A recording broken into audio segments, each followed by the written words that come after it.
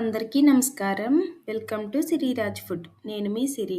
ఈరోజు మన వీడియోలో చాలా టేస్టీగా, ఆరోగ్యంగా ఉండేలా మంచి చాట్ రెసిపీ తయారు చేద్దాం. ఇదైతే చిన్న పిల్లల నుంచి పెద్దవాళ్ళ వరకు అందరూ చాలా ఇష్టంగా తింటారు.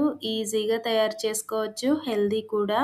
ఈ వీడియో మీకు నచ్చితే తప్పకుండా like, share and subscribe friends. ఈ రెసిపీ కోసం ముందుగా ఒక చిన్న కప్పు కందిపప్పు, అదే కప్పుతో పెసరపప్పు, ఒక కప్పు ఎర్ర కందిపప్పు తీసుకొని శుభ్రంగా 2-3 సార్లు కడుక్కొని పప్పు మునిగేలాగా నీళ్లు పోసుకొని పక్కన పెట్టేద్దాం. ఖచ్చితంగా ఈ 3 పప్పులతోనే చేయాలని ఏమీ లేదు. వీటిలో ఏ పప్పు ఉంటే ఆ పప్పుతో చేయండి. ఎలా చేసినా ఈ రెసిపీ అయితే టేస్ట్ చాలా బాగుంటుంది.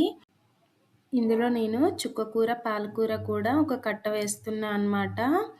తర్వాత ఒక గిన్నె తీసుకొని అందులో 2 స్పూన్ల జొన్నపిండి వేసుకొని కొంచెం కొంచెంగా వాటర్ వేస్తూ జొన్నపిండి ఉండలేమీ లేకుండా కలుపుకొని పక్కన పెట్టుకోవాలి.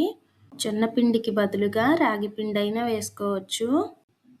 గ్యాస్ మీద కుక్కర్ పెట్టుకొని 1 స్పూన్ నూనె వేసుకొని, నూనె కానీ నెయ్యి కానీ ఏదైనా వేయొచ్చు. ఒక 1/2 కిలో సొరకాయ ముక్కలు కట్ చేసి వేస్తున్నా.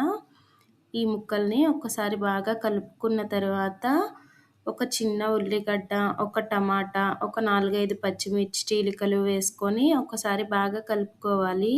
ఇక్కడ సొరకాయకి బదులుగా బీరకాయ ముక్కలైనా వేయొచ్చు. నేను ఒకసారి బీరకాయతో చేశాను అన్నమాట. ఈసారి సొరకాయతో చేస్తున్నా. ఇప్పుడు ఇందులోకి మొలకెత్తిన శనగలు 1 కప్పు వేద్దాం. ఇలా టైం లేదు అనుకుంటే ఒక 4 గంటల ముందే నానబెట్టిన శనగలు వేసినా పర్వాలేదు. లేదంటే మొలకెత్తిన పెసలైనా వేయొచ్చు.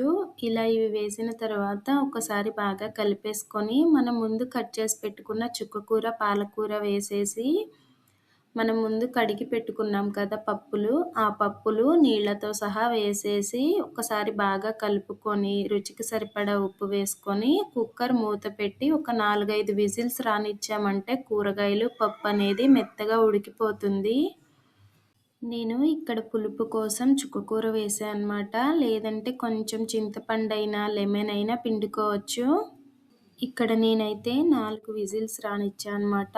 4 విజిల్స్ తర్వాత పప్పు, కూరగాయలు, ఆకుకూరలు అయితే చక్కగా ఉడికిపోయినాయి. ఇలా ఉడికిన వాటిని పప్పు గుత్తితో మెత్తగా ఎనుపుకోవాలి. మెత్తగా ఉంటే వద్దు అనుకునే వాళ్ళైతే ఇలానే ఉంచైనా తినొచ్చు. శనగలు అనేవి ఉడికి మధ్య మధ్యలో తగులుతూ టేస్ట్ చాలా బాగుంటుంది. ఇప్పుడు ఇది కొంచెం మెత్తగా అయింది కదా, గ్యాస్ సిమ్లో పెట్టుకొని మనం ముందు కలిపి పెట్టుకున్న జొన్నపిండి ఉంది కదా, జొన్నపిండి పోసేసి జొన్నపిండి పప్పులో అంతా బాగా కలిసిపోయేలాగా కలుపుకోవాలి. ఈ రెసిపీని మార్నింగ్ బ్రేక్ఫాస్ట్లో అయినా, నైట్ డిన్నర్లోకైనా, లేదు అంటే స్నాక్ లాగా చాట్లా అయినా ఇచ్చేయచ్చు. చాలా చాలా హెల్దీ రెసిపీ. రైస్కి బదులుగా వారంలో 2-3 సార్లైనా ఇలా తయారు చేసుకొని తిన్నామంటే ఆరోగ్యంగా బరువు తగ్గొచ్చు. పిల్లలు ఎక్కువగా బండి దగ్గర చాట్, పానీపూరి ఇవి తినడానికి ఇష్టపడతారు కదా.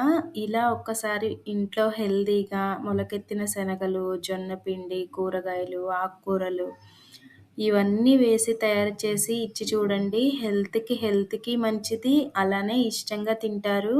మనం కూడా ఎప్పుడైనా హెవీగా బిర్యానీ కానీ, చికెన్ కానీ, మటన్ కానీ తిన్నప్పుడు నెక్స్ట్ డే ఇలా తయారు చేసుకొని తిని చూడండి. పొట్టకి హాయిగా ఉంటుంది.